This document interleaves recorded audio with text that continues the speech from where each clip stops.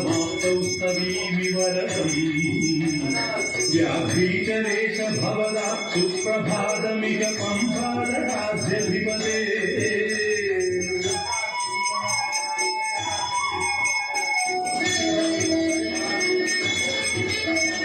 कान्तारजात इति पाण्योः प्रजात इति घोराद्रिवास इति भोः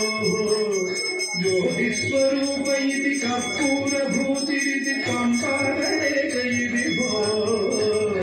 सत्यस्वरूप इति योगीन्द्र इत्यपि विभुं कीर्तयन्ति विबुधा